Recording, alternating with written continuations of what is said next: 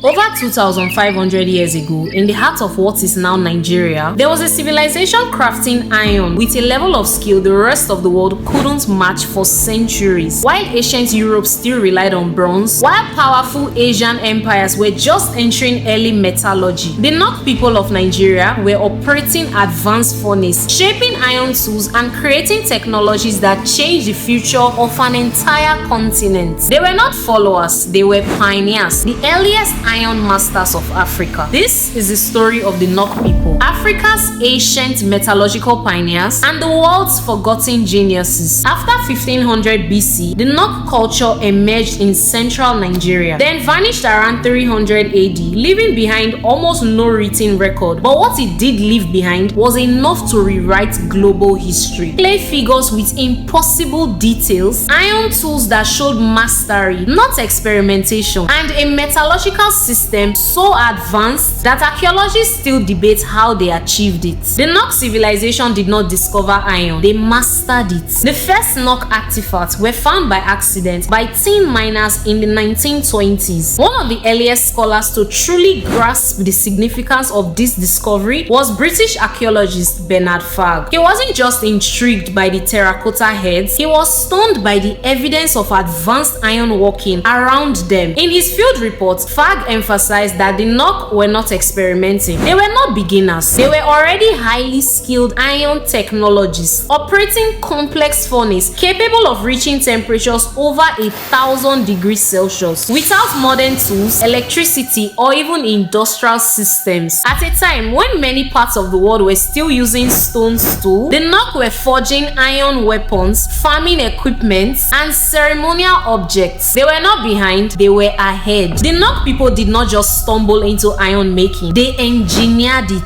Their furnaces were built with subterranean chambers for controlled airflow, clay blast pipe that directed oxygen with precision, charcoal foil systems optimized for high temperature, bellows technology that allowed sustained heat. This was not trial and error, this was scientific engineering. Their mastery allowed them to create stronger weapons for hunting and protection, iron hoes and tools that transformed agriculture, artistic iron objects that reflected spiritual beliefs. The Nok essentially kickstarted technological revolutions in West Africa centuries before many global civilizations. Of all Nok's achievements, their terracotta sculptures are the most iconic. Long faces with alert eyes, elaborate hairstyles, intricate patterns, figures seated, kneeling, praying, all with a story behind them. Some of the earliest evidence of large-scale African sculpture comes from the Nok. The details in these pieces tells us one thing. This was a sophisticated civilization with skilled artisans, deep philosophy, and rich religious systems. Around 300 AD, the Nok culture mysteriously disappeared. Theories include climate change, migration, invasion, resource depletion. But one thing certain is that their technological legacy lived on. Their methods, knowledge, and iron working techniques spread to later West African empires, influencing the Yoruba, the peoples of the Benue Valley, the founders of the Nok-descended Nok-Kwara